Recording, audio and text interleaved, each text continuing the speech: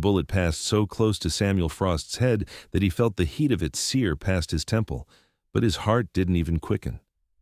He stood there in the dusty street of Fort Davis, Texas, his massive frame casting a long shadow in the afternoon sun of 1878, and realized with a cold certainty that he felt nothing at all. The outlaw who'd taken the shot was already scrambling for his horse, clearly not wanting to test his luck against the mountain man whose reputation stretched from the Davis Mountains all the way to El Paso. Samuel let him go.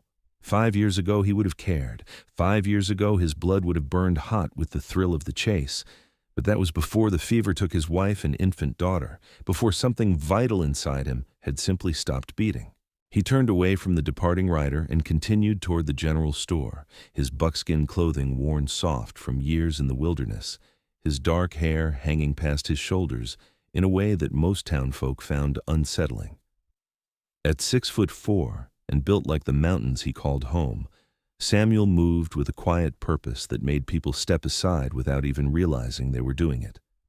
His arms were thick with muscle from years of trapping, hunting, and surviving in country that killed softer men. His hands could break a man's jaw with a single punch or skin a deer with surgical precision, but those same hands trembled sometimes in the night when he dreamed of holding his daughter just once more. The store owner, a nervous man named Peters, barely made eye contact as Samuel purchased his supplies: flour, coffee, salt, ammunition, the essentials, no luxuries. Samuel hadn't allowed himself a luxury in 5 years. He paid in silver coins and was turning to leave when he heard the commotion outside. A stagecoach had arrived, which wasn't unusual. What was unusual was the young woman standing beside it, her traveling dress covered in dust, her dark blonde hair escaping from its pins, and her green eyes flashing with an anger that made even the stage driver take a step back. "I paid for passage to Fort Davis, and I've arrived in Fort Davis," she was saying, her voice clear and strong despite the obvious exhaustion in her face. "I require no further assistance, and I certainly don't need you telling me what a lady should or shouldn't do." "Miss, I'm just saying that a woman alone in a town like this, it ain't proper," the driver protested. "Your telegram said someone would meet you." "My telegram said I would arrive on this date. It said nothing about being met. Now, if you would be so kind as to retrieve my trunk from the coach, I have business to attend to." Samuel found himself watching the exchange with something that might have been curiosity if he'd still been capable of such feelings. The woman couldn't have been more than 22 or 23, young enough that she should have been afraid in a rough frontier town, old enough that she should have known better than to arrive alone. But there was steel in her spine and fire in her eyes, and when she turned to survey the street, her gaze landed on him with an impact he felt even from 20 feet away. For just a moment, their eyes met. Hers widened slightly, taking in his size, his wild appearance, the rifle slung across his back and the knife at his belt. But she didn't look away. Most people looked away. The driver hauled down a battered trunk, muttering under his breath about foolish young women and the troubles they brought on themselves. The woman thanked him with icy politeness, then stood there in the street beside her trunk, clearly trying to decide on her next move. Samuel knew he should walk away. He'd learned to keep to himself, to avoid entanglements, to live in the emptiness that had become comfortable in its own terrible way, but his feet carried him forward before his mind could override them. "You need that trunk moved somewhere," he said. It wasn't a question. She turned to him, tilting her head back to meet his eyes. Up close, he could see the faint freckles across her nose, the determined set of her jaw, the way her hands trembled just slightly despite her brave front. "I do," she said. "I'm looking for the boarding house, Mrs. Henderson's boarding house, if it still exists." "It exists, 2 streets over." He bent and lifted her trunk with one hand, the weight of it nothing to him. "I'll take you there." "I can pay," she said quickly. "Didn't ask for payment." They walked in silence, her small steps trying to keep pace with his long stride.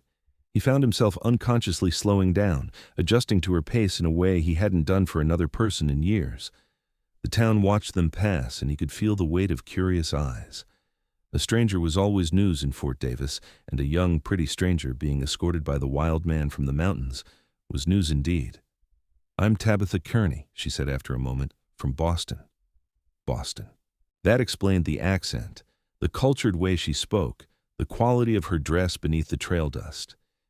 It didn't explain what she was doing in Fort Davis, Texas, a rough town in the shadow of the Davis Mountains where the Comanche still occasionally raided and where civilization was a thin veneer over something much more primitive. "Samuel Frost," he replied. "Thank you for your help, Mr. Frost. I confess the journey was longer and more difficult than I anticipated, and I'm not quite myself at the moment." He grunted in acknowledgement. They'd reached the boarding house, a 2-story structure that was one of the nicer buildings in town. Mrs. Henderson herself came out onto the porch, wiping her hands on her apron. "Well, I'll be," the older woman said. "You must be Miss Kearney. Got your letter 2 weeks back. Come in, come in. Samuel Frost, you can just bring that trunk right inside to the room at the top of the stairs." Samuel carried the trunk up while the 2 women talked below. The room was small but clean, with a narrow bed, a washstand, and a window that looked out over the street. He set the trunk down gently and turned to find Tabitha standing in the doorway, watching him. "Thank you," she said softly. "Truly." He nodded and moved to leave, but her voice stopped him. "Mr. Frost, I wonder if you might know something. I'm looking for a man named Dr. James Morrison. I was told he practices medicine here in Fort Davis." Samuel's jaw tightened. Dr. Morrison was one of the few people in town he spoke to with any regularity, mainly because the doctor had tried to save Samuel's family and had been nearly as broken by the failure as Samuel himself. "Lives above his surgery, 3 streets south. Can't miss it. Sign out front." "I see. And is he a good doctor?" "He's alive. Out here, that means something." It was a harsh answer, but it was the truth. The frontier didn't suffer fools or incompetence for long. Morrison had his demons, but he knew his business. Tabitha's expression shifted into something thoughtful. "I suppose it does. Thank you again, Mr. Frost." He left without another word, his business in town concluded. But as he rode his buckskin gelding back up into the mountains toward his cabin, he found himself thinking about green eyes and a voice that didn't waver, even when its owner was clearly afraid. He tried to push the thoughts away to return to the comfortable numbness that had sustained him, but they lingered like smoke. 3 days passed before Samuel returned to town. He told himself it was because he'd forgotten to purchase tobacco, but the truth sat uneasily in his gut. He'd been thinking about the woman from Boston, wondering what business she had with Dr. Morrison, wondering if she was still in Fort Davis, or if she'd already taken the next stage back to somewhere civilized. He found out soon enough. Dr. Morrison's surgery door was propped open despite the October heat, and through it, Samuel could see Tabitha Kearney standing at a high table, grinding something in a mortar with focused intensity. She'd traded her traveling dress for something simpler, more practical, though it was still finer than what most Fort Davis women wore. Her hair was pulled back in a neat bun, and there was a smudge of something on her cheek. Dr. Morrison appeared from the back room, looking more sober than Samuel had seen him in months. "Not so fine, Miss Kearney. The powder needs to be much finer for the dosing to be accurate." "Yes, doctor," she replied, and resumed her grinding with renewed vigor. Samuel must have made some sound, because Morrison looked up and broke into a grin. "Samuel, come in, man. Come meet my new assistant." "We've met," Tabitha said, looking up with a smile that did something strange to Samuel's chest. "Mr. Frost was kind enough to help me when I arrived." "Assistant?" Samuel asked. Morrison nodded enthusiastically. "Miss Kearney here has some nursing training from a hospital in Boston. Wrote to me months ago asking if I needed help. God knows I do. This town is growing faster than I can keep up with, and my hands aren't as steady as they used to be." Samuel knew the real reason Morrison's hands shook, but he said nothing. He found himself looking at Tabitha with new eyes. A nurse. A woman educated enough and brave enough to come west alone to practice medicine in a place where most doctors wouldn't last a year. "That's quite a thing," he said finally. "I wanted to do something meaningful," Tabitha replied, setting down the mortar. "Boston has plenty of nurses. The frontier needs them." "The frontier kills them," Samuel said bluntly. Her chin lifted. "Then I suppose I'll have to be careful not to die." Morrison laughed, but there was an edge to it. "Samuel's not wrong to warn you, Miss Kearney. This is hard country, beautiful, but hard." "And I didn't come expecting it to be easy, doctor." Samuel felt something in him shift, like ice cracking. This woman, with her proper Boston accent and her determination, standing in a dusty frontier surgery grinding medicine with blistered hands because she wanted to help people, she was dangerous to the walls he'd built around his heart. He left quickly, forgetting entirely about the tobacco he'd supposedly come for. But Fort Davis was a small town, and avoiding someone was easier said than done. 2 days later, he was forced to return when a rockslide injured his horse, and Morrison was the only one who knew enough about doctoring to check if the gelding's leg was broken or just badly bruised. Tabitha answered the door. "Mr. Frost," she said, surprised. Then her eyes moved past him to where he held his horse's reins, and she saw the animal's distress. "Bring him around back. We have space there." She moved with quick efficiency, leading him to a small area behind the building where Morrison sometimes tended to animals when the town had no veterinarian. The doctor appeared moments later, and together they examined the horse, while Samuel stood by, his hands clenched into fists as he waited for the verdict. "Not broken," Morrison announced finally. "Bad bruising, some swelling. Keep him off it for a week or two and he'll be fine." Relief flooded through Samuel, surprising him with its intensity. The gelding had been his companion for 4 years, and the thought of losing him hit harder than he'd expected. "You can stable him here," Tabitha said quietly. "We have room, and I can keep an eye on him." "I can pay," Samuel said. "Dr. Morrison already told me you helped him through a bad time," she replied. "Consider it payment for that kindness." Samuel met Morrison's eyes. The doctor shrugged. "Told her how you sat with me for 3 days when the drink nearly killed me, how you hauled me into cold streams and forced water down my throat and wouldn't let me die even though I wanted to." "That's not a story for sharing," Samuel said gruffly. "It's a story that explains why you're a better man than you think you are," Morrison countered. "Now, Miss Kearney's offering to help your horse. I suggest you accept before she changes her mind." So Samuel found himself coming to the surgery every day to check on his horse, to bring feed and fresh water, to examine the healing leg with careful hands while Tabitha worked inside. Sometimes she would come out and stand with him, asking quiet questions about life in the mountains, about hunting and trapping and surviving in the wilderness. He answered in his usual terse way, but he found himself answering nonetheless. She told him about Boston, about the hospital where she'd trained, about watching people die from diseases that could have been prevented with basic sanitation and care. "I thought if I came here, I might make more of a difference," she said one evening as they watched the sun set over the mountains. "One person can matter more in a place like this." "One person can die faster too," he replied. "You keep warning me about dying, Mr. Frost. Are you trying to frighten me away?" He looked at her then, really looked at her. Her face was sunburned now, her hands rough from work, but there was a vitality in her that made the sunset seem pale by comparison. "No," he admitted. "I don't think anything I say could frighten you away." "You're right," she said, and smiled. That smile did something to him.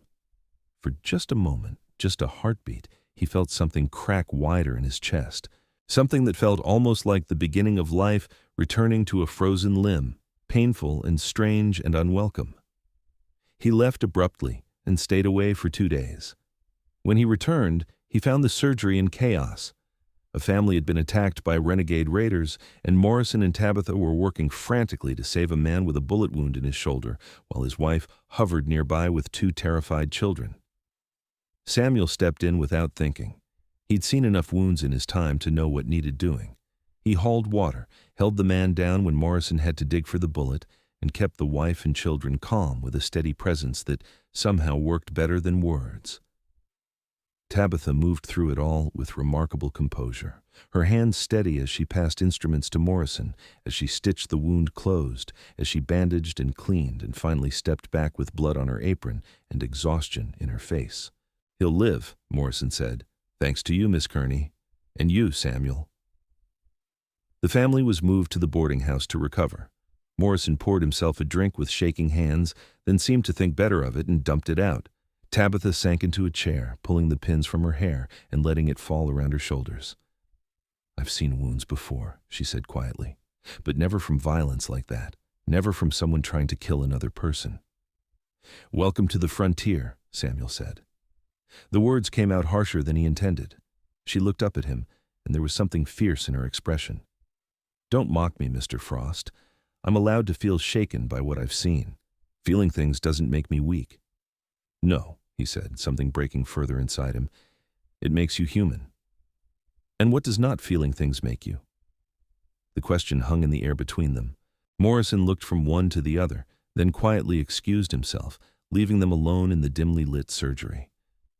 Samuel should have left, should have walked out and returned to his cabin in the mountains and the safe, dead existence he'd carved out for himself. But he was tired, and something in Tabitha's eyes held him pinned like a butterfly to a board. I had a wife, he said finally, a daughter, 5 years ago. Fever took them both in the same week. Tabitha's expression softened with understanding and sorrow. I'm sorry. I held them while they died, watched my daughter, who was only 6 months old, burn up from the inside, watched my wife fade, and when they were gone, something in me went with them. Haven't felt much of anything since. That's not true, Tabitha said quietly. I've watched you with your horse. I've seen how careful you are, how gentle. You feel things, Mr. Frost. You've just gotten very good at pretending you don't. He wanted to argue, but the words wouldn't come. She stood and crossed to him, moving slowly like someone approaching a wild animal. When she was close enough that he could smell the lavender water she used, she reached out and placed her hand over his heart. It's still beating, she whispered. I can feel it. He looked down at her hand, small and pale against the buckskin of his shirt. He could feel the warmth of it, the gentle pressure. And beneath it, yes, his heart was beating. It had been beating all along. He'd just stopped noticing. Miss Kearney, he started, but she shook her head. Tabitha, please. Tabitha. Her name felt strange on his tongue, intimate in a way that made his breath catch. You should be careful around me. I'm not fit company for someone like you. Someone like me? What am I like, Samuel? She'd used his given name, and the sound of it nearly undid him. Good, clean, full of hope and life. Everything I'm not. I think you're all of those things too, she said. You've just forgotten how to see them in yourself. He stepped back, breaking the contact, his heart hammering now in a way that was definitely noticeable. I should go. You're always leaving, she said, but there was no accusation in it, just observation, just truth. It's what I'm good at. I think you're good at a lot of things. Leaving is just the easiest. He did leave then, walking out into the night and riding his half-healed horse back up into the mountains despite knowing he shouldn't. The animal was fine, limping only slightly, but Samuel's mind was in turmoil. He'd spent 5 years building walls, creating distance, making himself into something as hard and unfeeling as the mountains themselves. And this woman, this impossible woman from Boston with her steady hands and her unflinching gaze, was tearing those walls down with nothing more than honesty and a touch over his heart. He tried to stay away. For a week he remained in the mountains, checking his trap lines, hunting deer, doing all the things that usually brought him a measure of peace. But peace wouldn't come. He kept seeing green eyes and feeling phantom warmth where her hand had rested. He kept hearing her voice telling him his heart was still beating. When he finally returned to town, it was late afternoon. He headed to the surgery without allowing himself to think about it too much. Morrison was there, closing up for the day. She's at the boarding house, the doctor said before Samuel could ask. Mrs. Henderson's, where's she staying? I wasn't, Samuel began, then stopped. How did you know? Samuel, I've known you for 5 years. I watched you die inside when Martha and little Grace passed. I've seen you walk around like a ghost. And in the past few weeks, I've seen something change. You're coming back to life, whether you want to or not. It's too soon. It's been 5 years. Martha wouldn't have wanted you to mourn forever. She loved you too much for that. The words hit hard because they were true. Martha had been full of joy and laughter. Even in the harsh frontier life, she would have hated what he'd become. I don't know how to do this, Samuel admitted. Neither does Miss Kearney, I suspect. But that's what makes it an adventure. Morrison clapped him on the shoulder. Go talk to her before you lose your nerve. Samuel found Tabitha sitting on the porch of the boarding house, mending a torn dress by the fading light. She looked up when his boots sounded on the steps, and her face transformed with a smile that made his chest ache. Samuel, she said, I was beginning to think you'd decided to avoid me permanently. Thought about it, he admitted, settling onto the porch rail. It creaked under his weight, but held. What changed your mind? Couldn't stop thinking about what you said, about my heart still beating. She set down her mending. And? And you were right. It is still beating. Has been all along. I just couldn't feel it because I was too afraid to feel anything at all. What are you afraid of, Samuel? Losing someone again, caring about something enough that it can be taken away and destroy me all over again. He looked out at the darkening street, at the mountains beyond. When Martha and Grace died, I wanted to die too. Would have, probably, if Morrison hadn't needed me. Decided it was easier to just stop feeling, stop caring, safer. Safer, Tabitha echoed, and lonelier. Yes, he said simply. She stood and crossed to him, tilting her head back to meet his eyes in the dimming light. I'm afraid too, she said. I came out here thinking I was brave, thinking I could make a difference. But the truth is I was running away from a life in Boston that felt too small, too prescribed. I didn't want to marry a banker and live in a brownstone and have tea parties. I wanted something more, something real. This is real, Samuel said, sometimes too real. I know, and it terrifies me. The violence terrifies me. The hardship terrifies me. But do you know what terrifies me most? She reached out and took his hand, her small fingers wrapping around his calloused palm. The thought that I might have come all this way and never met someone who makes me feel the way you do. How do I make you feel? His voice was rough. Alive, she whispered. Safe and terrified and hopeful all at once, like maybe I came here for more reasons than I knew. He looked down at their joined hands, at the contrast between them, his so large and scarred, hers so small and soft despite the work she'd been doing. I'm not an easy man, Tabitha. I'm rough, and I've got ghosts, and I don't know how to be the kind of man a woman like you deserves. Maybe I don't want easy, she said. Maybe I want real. Maybe I want you. The words hung in the air between them, fragile and precious and impossible to take back. Samuel felt his heart hammering against his ribs, felt the blood rushing in his ears, felt everything he'd tried so hard not to feel for 5 long years. I don't know how to do this, he said again. Don't know how to court someone proper. Don't know the right words or the right way to be. Then be yourself, Tabitha said. That's all I want. Before he could think better of it, before the fear could swallow him again, Samuel cupped her face in his hands. Her skin was soft beneath his rough palms, her eyes wide and bright as she looked up at him. I haven't kissed anyone since Martha, he said. Haven't wanted to, haven't felt anything close to wanting to. And now? Her breath ghosted across his lips. Now I can't think about anything else. Then stop thinking, she whispered, rising up on her toes. When their lips met, Samuel felt his heart not just beat but roar to life. It was a first kiss for her. He could tell from the uncertain sweetness of it, the way she trembled against him. And in a way, it was a first kiss for him too, the first kiss of a man who'd learned to feel again, who'd stepped out of the darkness into something bright and terrifying and wonderful. He kissed her gently, carefully, aware of his size and strength, aware that this precious thing in his arms deserved tenderness. But Tabitha made a soft sound and pressed closer, her hands coming up to grip his shoulders, and the kiss deepened into something that made the world fall away. When they finally broke apart, both breathing hard, Samuel rested his forehead against hers. His heart was racing, pounding against his ribs so hard he thought it might break free. I can feel it, he said wonderingly. My heart. I can feel it beating wild. Good, Tabitha said, smiling through tears he hadn't expected. That's very good. They stood there on the porch as night fell over Fort Davis, holding each other while the world spun on around them. Samuel felt the weight of 5 years of grief beginning to lift, not disappearing but becoming bearable, becoming part of his story instead of the end of it. What happens now? He asked finally. Now we figure it out together, Tabitha replied, if you want to. I want to, he said, and realized with a shock that it was true. He wanted to court this woman properly, to learn everything about her, to see where this terrifying and wonderful thing between them might lead. But I'm still going to worry about you. This is dangerous country. I know, but I have a mountain man to protect me now, don't I? He couldn't help the small smile that tugged at his lips. Suppose you do. They sat together on the porch for hours, talking in low voices as the stars came out overhead.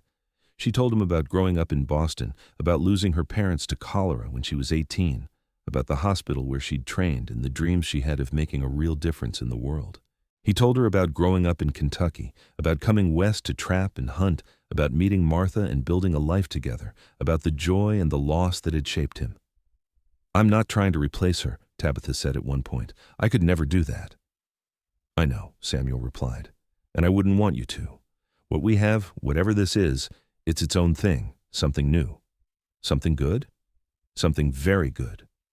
When Mrs. Henderson finally came out to remind Tabitha that it was well past proper hours for entertaining a gentleman caller, Samuel took his leave reluctantly.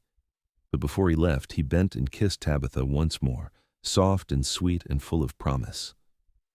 "Come back tomorrow?" she asked. "Tomorrow," he agreed, "and the day after, and the day after that." He rode back to his cabin in the mountains with his heart still racing, still beating that wild rhythm that felt both foreign and right. For the first time in 5 years, Samuel Frost felt truly alive. The next weeks passed in a blur of new experiences and rediscovered feelings. Samuel found himself coming to town almost daily, sometimes on the pretense of helping Morrison with heavy work, sometimes just openly to see Tabitha. They would walk together through the streets of Fort Davis, her hand tucked into the crook of his arm, and people would stare, but Samuel found he didn't care. Let them stare. Let them wonder about the wild mountain man and the refined Boston lady. None of it mattered. What mattered was the way Tabitha laughed at his dry observations about town life, the way she listened when he talked about the mountains, about the animals and the solitude and the hard beauty of it all, the way she shared her dreams of expanding the medical care available in Fort Davis, of maybe even opening a proper hospital someday. "You think big," he said one afternoon as they sat by the creek that ran through town. "Is that bad?" "No, it's good. This place needs people who think big, needs people who believe in something better." "Do you believe in something better, Samuel?" He looked at her, at the way the sun caught in her hair and made her eyes sparkle. "I'm starting to," he said. She kissed him then, and each kiss was like the first one, setting his heart racing and making him feel things he'd thought were dead forever.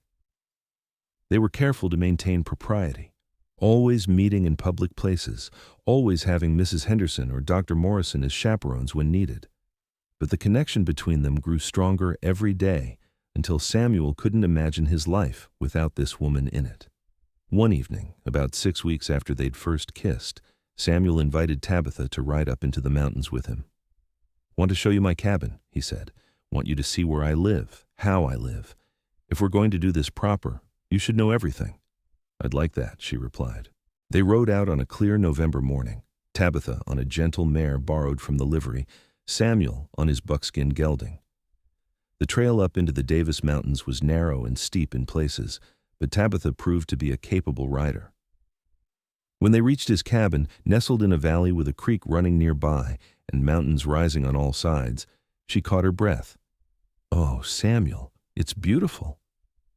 The cabin was simple but well built, a single room with a sleeping loft and a stone fireplace. Outside was a lean-to for his horse, a smokehouse, and the beginnings of a small barn. It was a lonely place, a hermit's place, but it was also peaceful and achingly lovely. "Built it myself," he said. After I lost them. Couldn't stay in the cabin we'd shared. Built this place and figured I'd live out here until I died. And now I'm thinking maybe I don't want to die alone in the mountains. Maybe I want something different." They walked through the property, and Samuel showed her everything. The trap lines he ran in winter, the trails where he hunted deer and elk, the springs where water bubbled up pure and cold. She asked questions, seemed genuinely interested in the life he'd built. Inside the cabin, she ran her hands over the furniture he'd made, the dishes stacked neatly, the rifle hanging over the fireplace.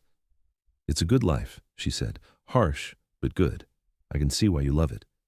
Could you love it? The question came out before he could stop it. "Could you love this kind of life?" She turned to him, serious and thoughtful.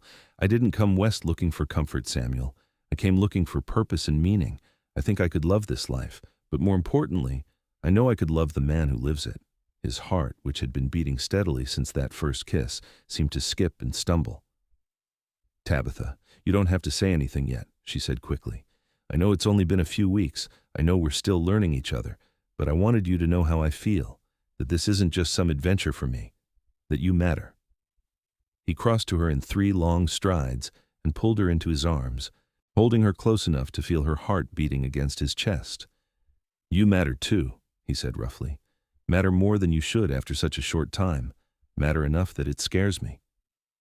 We can be scared together, she murmured against his chest.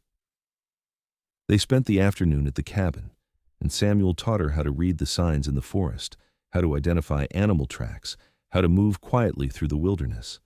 She was a quick study, eager to learn, unafraid of getting her hands dirty or her dress torn. As the sun began to set, he built a fire and made coffee in his battered pot, and they sat together watching the flames dance. I want to do this right, Samuel said. Want to court you proper, take our time, do things the way they should be done. I appreciate that, Tabitha replied, though I confess the conventions of courtship seem less important out here than they did in Boston. Still important to me. You deserve to be treated with respect, to have time to be sure. I'm already sure, she said softly, but I understand if you need more time. It's not about needing time, it's about wanting to do right by you, give you the courtship you deserve, make sure everyone knows my intentions are honorable. She smiled and kissed his cheek. Your intentions are very clear, Samuel Frost, and yes, they're honorable. That's one of the things I love about you. Love. The word hung in the air between them, sweet and terrifying. Samuel turned to her, cupping her face in his hands. Say that again. One of the things I love about you, she repeated, no hesitation, no fear. I love you too, he said, the words feeling rusty but right. Didn't think I'd ever say those words again. Didn't think I'd ever feel them again. But I do. I love you, Tabitha Kearney. She kissed him then, deep and long and full of promise. And when they finally rode back down to Fort Davis as darkness fell, Samuel knew that his life had changed forever. The lonely mountain man had found something worth living for again. The courtship that followed was the talk of Fort Davis. Samuel, who had been a ghost for 5 years, was suddenly very much alive and very much smitten. He brought Tabitha wildflowers from the mountains, even though it was late in the season and he had to search hard to find them. He carved her small gifts from wood, animals, and birds with delicate details that showed the patience and skill in his hands. He sat through church services on Sunday, uncomfortable in town clothes, but determined to show respect for propriety. Tabitha bloomed under the attention, her laughter coming more easily, her confidence growing as she worked alongside Dr. Morrison. The two of them became a formidable team, handling everything from childbirth to gunshot wounds with increasing efficiency. The town was growing, and so was the need for medical care, and Tabitha proved herself capable time and again. Winter came to the Davis Mountains, bringing cold winds and occasional snow. Samuel worried about Tabitha in town, so far from his protection, but she assured him she was fine. Still, he found himself staying in town more often, renting a small room above the general store so he could be close if she needed him. One December evening, a commotion in the street brought both of them running. A family's wagon had overturned, trapping the father beneath it. Samuel arrived first, and with a strength that seemed impossible even for his massive frame, lifted the wagon enough for other men to drag the injured man free. Tabitha was there immediately, checking for injuries, her hands steady despite the cold and the chaos. The man's leg was broken badly, bone visible through torn flesh. They moved him to the surgery, and for the next several hours, Tabitha and Morrison worked to save the leg while Samuel held the man down and spoke to him in low, steady tones that somehow cut through the pain and fear. When it was over, the man sleeping under laudanum, Tabitha sank into a chair with exhaustion written in every line of her body. Samuel knelt before her, taking her hands in his. "You did good," he said. "Saved his leg, probably his life." "We did good," she corrected. "I couldn't have done it without you here, keeping him calm. You have a gift for that, you know, making people feel safe." "Only learned that because of you," he said. "Only started caring again because of you." She leaned forward and rested her forehead against his. "We're good together, aren't we?" "We are," he agreed. "Which is why I want to ask you something." He reached into his pocket and pulled out a small wooden box. Inside was a ring, simple but beautiful, a gold band with a small emerald set in it. "It was my grandmother's," he said. "Only precious thing I own. Gave Martha a different ring, one we picked out together. This one I've been saving, thinking maybe someday." "Samuel," Tabitha whispered, tears filling her eyes. "I know it's only been a few months. I know by Boston standards we should wait longer. But out here life is short and uncertain, and I don't want to waste a single day more without you as my wife. So I'm asking, Tabitha Kearney, will you marry me?" "Yes," she said without hesitation. "Yes, yes, 1,000 times yes." He slipped the ring on her finger, and it fit perfectly, like it had been waiting for her all along. They kissed there in the dim surgery, surrounded by the smell of carbolic and blood, and it was perfect because it was them. It was real. It was the life they were building together. They were married 3 weeks later in the small church in Fort Davis, with Dr. Morrison standing up for Samuel and Mrs. Henderson serving as Tabitha's matron of honor. Half the town turned out, curious to witness the union of the wild mountain man and the Boston nurse. Tabitha wore a simple dress of deep blue, and Samuel wore clean buckskins and a new shirt, his hair trimmed slightly but still long enough to mark him as who he was. The preacher spoke about love and commitment, about building a life together in harsh country. Samuel barely heard him, too focused on the woman beside him, on the feel of her hand in his, on the knowledge that she was choosing this life, choosing him, with full knowledge of what it meant. When the preacher said he could kiss his bride, Samuel did so tenderly, aware of all the watching eyes, but caring only about the woman in his arms. Her lips were soft and sweet, and when she pulled back, she was smiling through tears. "I love you, husband," she whispered. "I love you, wife," he replied, and his heart beat so strongly he thought everyone in the church must be able to hear it. The celebration afterward was simple but joyful. Mrs. Henderson had prepared a meal, and there was music and dancing in the street. Samuel, who had not danced since before Martha died, found himself swept up in it, Tabitha laughing as he spun her around with more enthusiasm than grace. As the sun set and the celebration began to wind down, Samuel and Tabitha slipped away to his cabin in the mountains. He'd spent the past week preparing it, expanding it slightly, adding touches to make it more comfortable for two people. There was a proper bed now instead of just a narrow cot, curtains on the windows, a rocking chair by the fire. Tabitha stood in the doorway, looking around with wonder. "You did all this for me." "For us," Samuel corrected. "This is our home now, if you want it to be. Though I know you'll need to spend time in town, too, for your work with Morrison." "We'll figure it out," she said. "We'll split our time, make it work somehow. That's what marriage is, isn't it? Figuring things out together."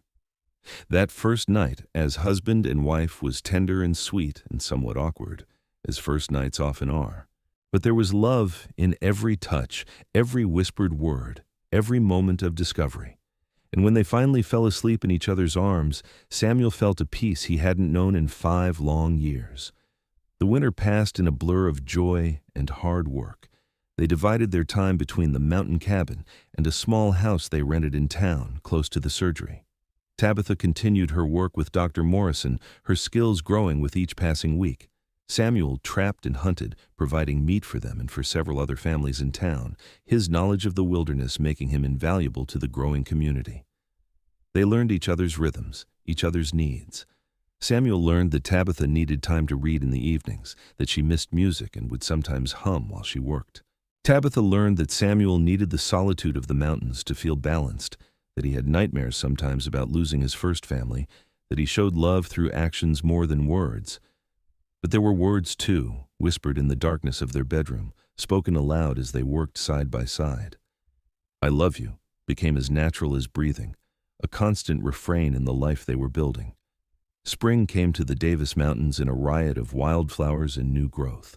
Tabitha discovered she was pregnant one morning in April, and the joy on Samuel's face when she told him was so bright it almost hurt to look at. "A baby," he whispered, placing his large hand gently on her still flat stomach. "We're going to have a baby." "Are you happy?" she asked, though she could see the answer in his eyes. "Happy and terrified," he admitted. "Last time I had a child, I lost her, lost them both. Don't know if I can survive that again." "You won't have to," Tabitha said firmly. "We're going to be fine, all 3 of us." "You can't know that." No, but I can believe it, and I need you to believe it too, Samuel. I need you to have faith that this will be different. He pulled her close, burying his face in her hair. I'll try, he promised. I'll try to have faith. The pregnancy progressed smoothly, though Samuel worried constantly. He became even more protective, insisting that Tabitha reduce her hours at the surgery, that she rest more, that she take every precaution. She humored him when she could, and ignored him when she couldn't, continuing to work because it was part of who she was. Doctor Morrison watched it all with amusement and affection. You've done something remarkable, Tabitha, he said one day. You've brought that man back to life. I wasn't sure anyone could do it. He brought himself back to life, she replied. I just gave him a reason to. Summer brought heat and dust to Fort Davis, and Tabitha's belly grew round with their child. Samuel built a cradle from mountain cedar, carving it with the same care and detail he brought to everything he made. Tabitha sewed blankets in tiny gowns, her hands steady even as her heart raced with anticipation and, yes, a little fear. They talked about names, about the future, about what kind of life they wanted to build for their child.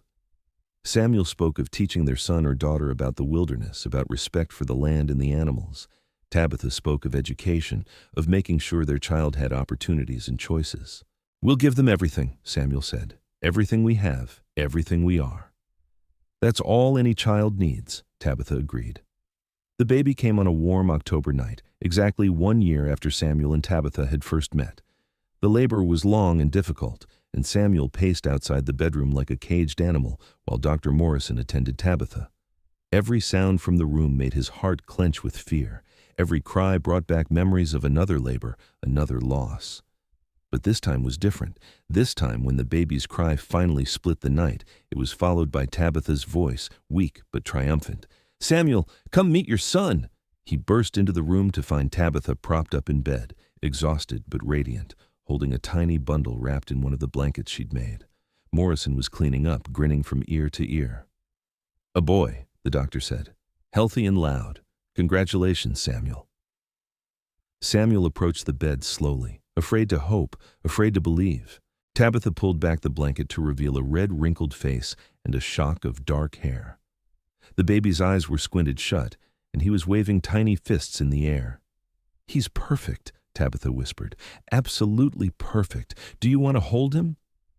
Samuel's hands were shaking as he reached out to take his son. The baby was so small, so fragile, fitting easily in Samuel's massive palms, but there was strength in the tiny body, life and vitality that made Samuel's heart swell. Hey there, little one, he murmured. I'm your papa, and I'm going to do everything I can to keep you safe and happy and loved. The baby made a small sound, and Samuel felt tears streaming down his face. He'd cried when Grace died, cried until he had nothing left. He'd thought he'd never cry again. But these were different tears, tears of joy and relief and overwhelming love. What should we name him? Tabitha asked. They'd discussed names but never settled on one. Now, looking at his son, Samuel knew. Thomas, he said. After your father, Thomas Frost. Tabitha's eyes filled with tears. He would have been so honored. Yes, Thomas, it's perfect. Dr. Morrison excused himself quietly, leaving the new family alone. Samuel sat carefully on the edge of the bed, still holding Thomas, one arm around Tabitha. They stayed like that for a long time, marveling at the miracle they'd created, at the new life that had come into the world. Thank you, Samuel said finally. Thank you for giving me this, for giving me back my life, for making me feel again. Thank you for being brave enough to let yourself feel, Tabitha replied. Thank you for choosing to live instead of just survive. I love you, he said. Both of you, more than I have words for.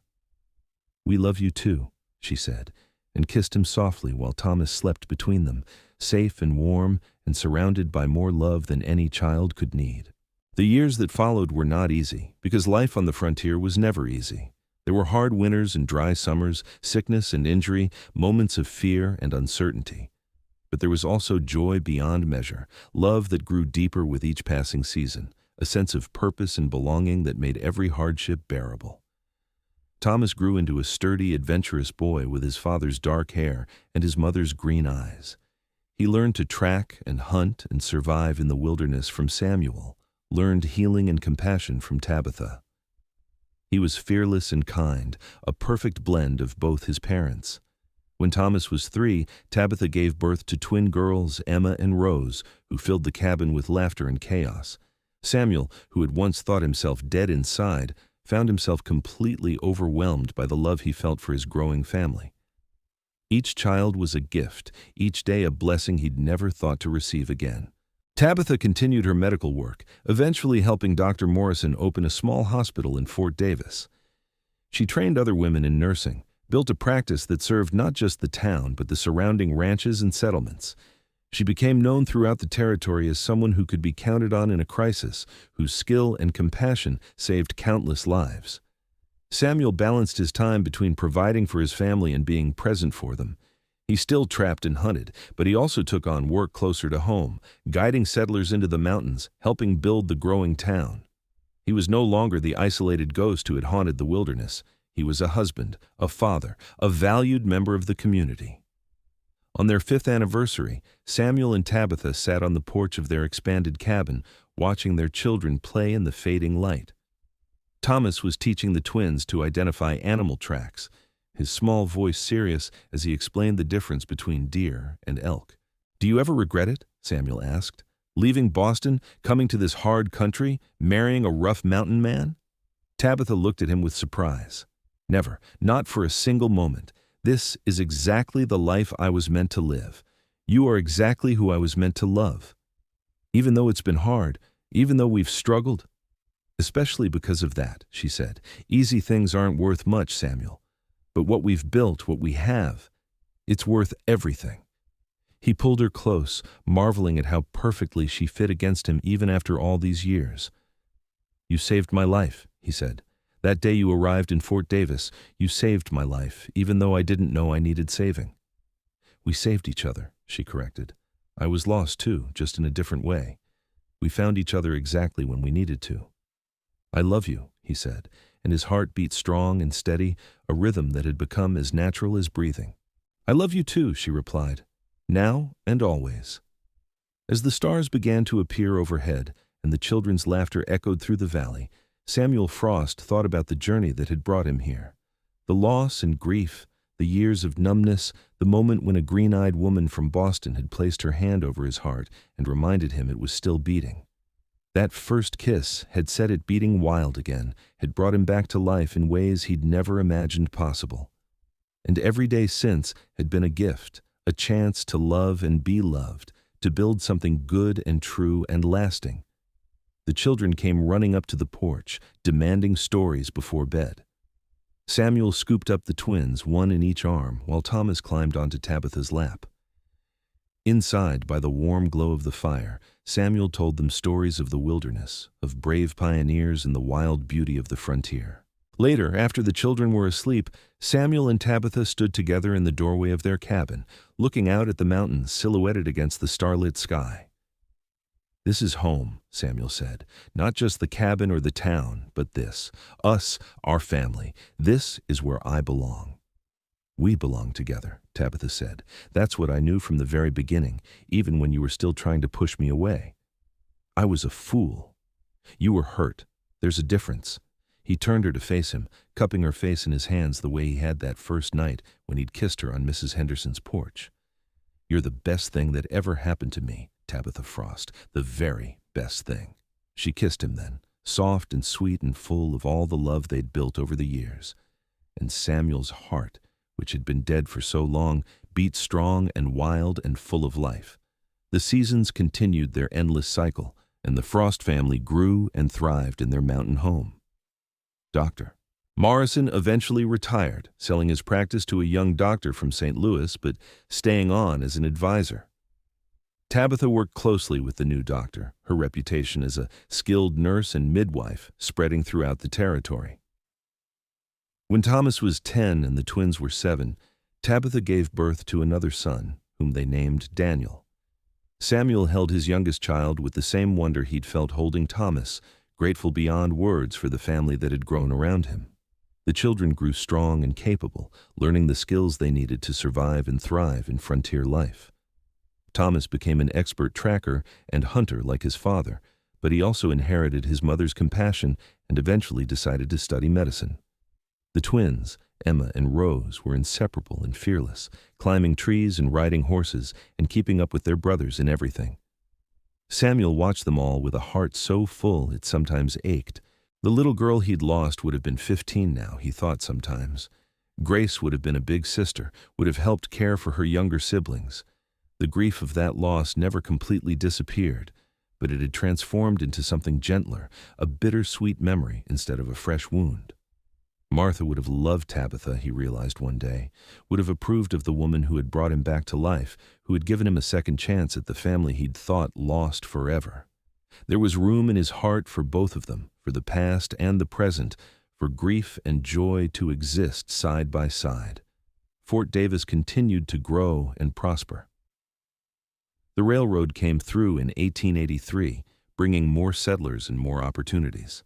Samuel and Tabitha sometimes talked about the changes, about how the wild frontier they'd known was slowly being tamed. But they also recognized that progress brought good things too, better access to medical supplies and education in the wider world. When Thomas left to study medicine in San Antonio, it was both proud and painful. Samuel stood with his arm around Tabitha, watching the stagecoach carry their eldest son away, and felt tears on his cheeks. "He'll come back," Tabitha said softly. "He loves these mountains too much to stay away forever." "I know. Still hard to see him go." "That's parenthood, loving them enough to let them find their own path." Samuel pulled her close. "Never thought I'd have this again. A family, a future, reasons to hope and plan and dream." "I know. But you do, Samuel. We do. And we'll continue to have it, whatever comes." What came were more years of love and laughter, of hard work and deep satisfaction. The twins grew into beautiful young women with their mother's intelligence and their father's strength. They both married local men, ranchers who treated them well and gave Samuel and Tabitha grandchildren to spoil. Daniel, the youngest, inherited his father's love of solitude and the wilderness. He spent his teenage years learning every inch of the Davis Mountains, becoming a guide and scout like Samuel had once been. He was content with that life, finding peace in the same wild places that had once sheltered his father's grief. Thomas returned from medical school and opened a practice in Fort Davis, working alongside his mother and the other doctors in the growing town. He married a teacher from El Paso, a kind woman named Sarah who fit seamlessly into the Frost family. They gave Samuel and Tabitha their first grandson, a squalling, red-faced baby they named Samuel James Frost, and Samuel felt the circle of life complete itself. On a warm spring evening in 1895, Samuel and Tabitha celebrated their 22nd wedding anniversary. They were in their mountain cabin, the place where they'd spent their first night as husband and wife, the place they still retreated to when they wanted solitude and peace. 22 years, Tabitha marveled. It seems like yesterday and a lifetime ago all at once. Samuel, now in his 50s, with silver threading through his dark hair, pulled his wife close. She had lines around her eyes and silver in her hair, too, but to him she was as beautiful as the day he'd first seen her standing beside that stagecoach, all fire and determination. "Best 22 years of my life," he said. "Best decision I ever made, opening my heart to you." "It wasn't easy for you," she remembered. "You fought it so hard. I was scared. Thought feeling again meant risking that terrible loss again. And now? Now I know that the risk is worth it, that love is always worth it, no matter what might come." He kissed her forehead, her cheeks, finally her lips. "You taught me that. You and our children and this life we've built." "We taught each other," she said. "I was just as lost as you were, just in a different way. We found our way together." They sat in comfortable silence, watching the sunset over the mountains they both loved. Samuel could hear his heartbeat, steady and strong, the rhythm that Tabitha had revived with a single touch and a first kiss all those years ago. "Do you remember what you said to me that first time?" he asked, "when you put your hand over my heart?" "I said it was still beating," Tabitha recalled, "that you just needed to feel it again." "You were right. It had been beating all along. I'd just forgotten how to notice, how to care." "And that first kiss?" Samuel smiled, remembering the wonder of it, the shock of feeling his heart roar back to life. That first kiss started it beating wild again. Still does, every time I kiss you. Good, Tabitha said, and kissed him to prove it. Their children and grandchildren came to visit often, filling the cabin with noise and laughter. Samuel taught his grandsons to track and hunt, to read the wilderness and respect its power. Tabitha taught her granddaughters about healing and caring for others, about being strong and independent, while also knowing when to accept help. The legacy they were building wasn't just in their children, but in the community they'd helped create. Fort Davis had grown from a rough frontier town into a thriving small city, with schools and hospitals and businesses. Samuel and Tabitha had been part of that growth, contributing their skills and their dedication to making it a place where families could prosper. Dr. Morrison passed away in the winter of 1897, and Samuel and Tabitha mourned the loss of their old friend. He'd been the one to bring them together in a way, giving Tabitha a reason to come to Fort Davis, giving Samuel someone to care about even when he'd thought himself incapable of caring. They made sure he had a proper funeral, that his contributions to the town were remembered and honored. As the new century approached, Samuel found himself reflecting more on the journey his life had taken.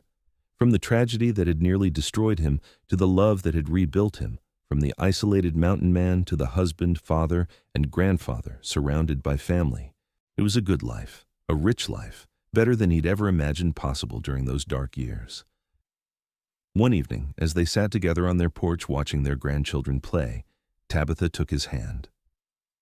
"Do you ever think about what your life would have been like if I hadn't come to Fort Davis?" "Sometimes," Samuel admitted. "Think I would have eventually faded away completely, just stopped existing in any meaningful way." "I don't think so. I think eventually something else would have brought you back. You're too strong, too vital to stay buried forever." "Maybe. But I'm grateful it was you. Grateful that you were brave enough to come west, stubborn enough to stay, and loving enough to see past the broken man I was to the person I could be again." "We saw each other," Tabitha said simply. "Really saw each other. That's the gift we gave one another." As the years continued to pass, Samuel and Tabitha settled into the comfortable rhythm of older age. They moved to town permanently, finding the mountain winters harder on their aging bodies. But they visited the cabin often, bringing grandchildren and great-grandchildren to experience the wilderness that had been such an important part of their story. Samuel's strength finally began to fade in his late 60s, his body no longer able to do all the things it once had, but his spirit remained strong, fueled by love and gratitude for the life he'd been given. Tabitha remained sharp and engaged, still consulting on medical cases when her expertise was needed, still caring for her family with unwavering dedication. On a spring morning in 1910, Samuel woke to find Tabitha already up, sitting in her rocking chair by the window and watching the sunrise. He got up and joined her, settling into his own chair and taking her hand. "Beautiful morning," he said. "They all are," she replied. "Every morning I wake up next to you is beautiful." "I love you, Tabitha Frost. Have loved you since that first kiss. Will love you until my last breath and beyond." "I love you too, Samuel. You gave me everything I didn't even know I was looking for. Adventure and purpose and a love deeper than I imagined possible." They sat together as the sun rose fully, painting the sky in shades of gold and pink. Samuel felt his heart beating, that same wild rhythm Tabitha had awakened all those years ago. It had never stopped, not once in all the years they'd been together. She'd started it beating again with her love, and it would beat for her until the very end. Their children and grandchildren and great-grandchildren came to visit that afternoon, filling their home with multiple generations of love and laughter. Samuel looked around at all of it, at the legacy he and Tabitha had created, and felt a peace so profound it brought tears to his eyes. Thomas, now a respected doctor himself, sat beside his father. "You feeling all right, Pa?" "Never better, son. Just thinking about how blessed I am, how blessed we all are. You and Ma built something special, not just this family, but the example you set, the way you love each other, the way you've lived your lives. It's inspired all of us." Samuel gripped his son's hand. "Your mother did that. She brought a dead man back to life with her courage and her love. Everything good in my life came from her. You brought yourself back to life, Tabitha said, having overheard. "I just gave you a reason to. But you made the choice, Samuel. You chose to feel again, to live again, to love again. That took more courage than anything I ever did." As the sun set that evening and the family gathered for dinner, Samuel offered a prayer of thanksgiving. He thanked God for Tabitha, for their children and grandchildren, for the life they'd built in this wild, beautiful country. He thanked God for second chances, for the ability to heal, for love that endured through hardship and time. That night, lying in bed beside the woman who had been his partner for over 30 years, Samuel placed his hand over his heart and felt it beating strong. "Still going," he said with a smile. "As long as mine is beating, yours will too," Tabitha replied. "We're connected now, have been since that first kiss, two hearts beating as one." "I like that," Samuel said, pulling her close. "Two hearts, one love, one life." They fell asleep like that, wrapped in each other's arms, their hearts beating in sync. And in the morning, when Samuel woke to another beautiful day, the first thing he saw was Tabitha's face, and the first thing he felt was his heart beating wild with love for her. The mountain man, who hadn't felt his heartbeat in years, had found his way back to life through the love of an extraordinary woman. And that love, that wild, wonderful, enduring love, would continue to beat in the hearts of their children and grandchildren, a legacy that would outlast them both. As they moved through their 70s together, Samuel and Tabitha became the elder statesmen of Fort Davis, respected and loved by all who knew them. They'd seen the town grow from a rough frontier settlement to a proper city, had helped build schools and hospitals, had delivered babies who grew up to have babies of their own.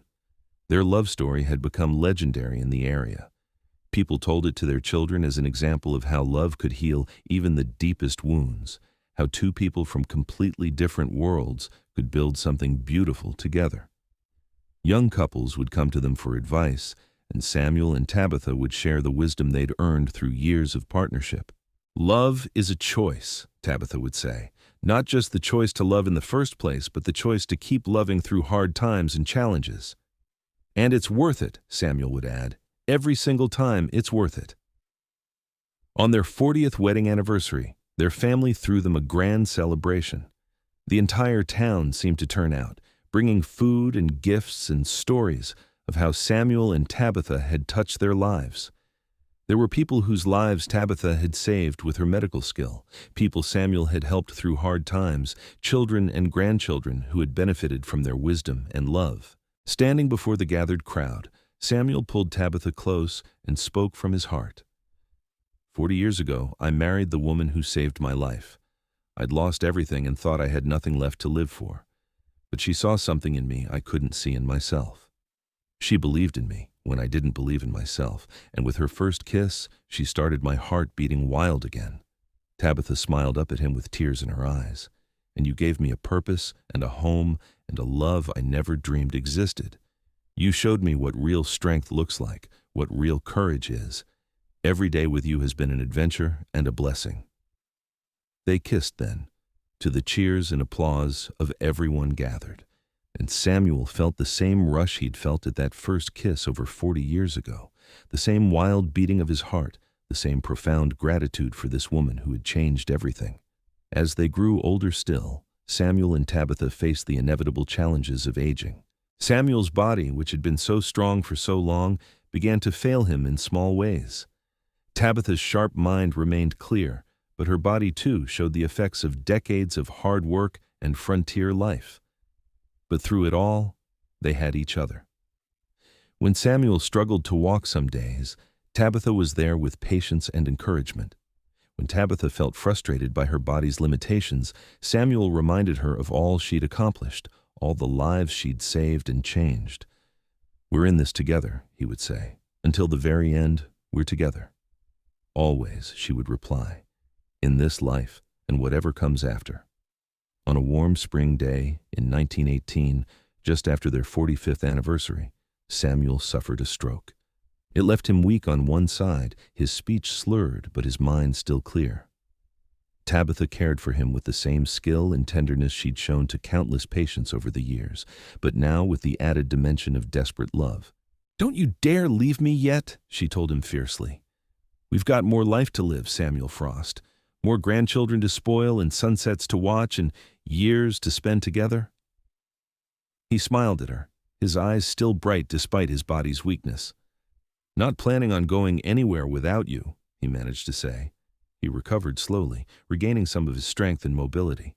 It became clear that he would never be what he once was physically, but his spirit remained strong. And through it all, his heart kept beating, that wild rhythm that Tabitha had awakened so many years ago. They spent their final years surrounded by love and family.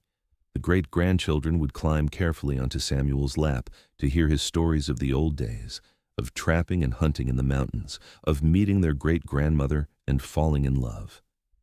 Tabitha would add her own memories, and together they painted a picture of a life well lived, of love that endured all challenges.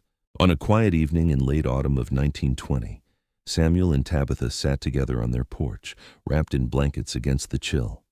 They'd been married for 47 years, had built a family that now numbered in the dozens, had created a legacy that would endure long after they were gone. "No regrets?" Samuel asked, as he often did. "Not a single one," Tabitha replied, as she always did. "You?" "Only that I wasted 5 years being dead inside when I could have been living.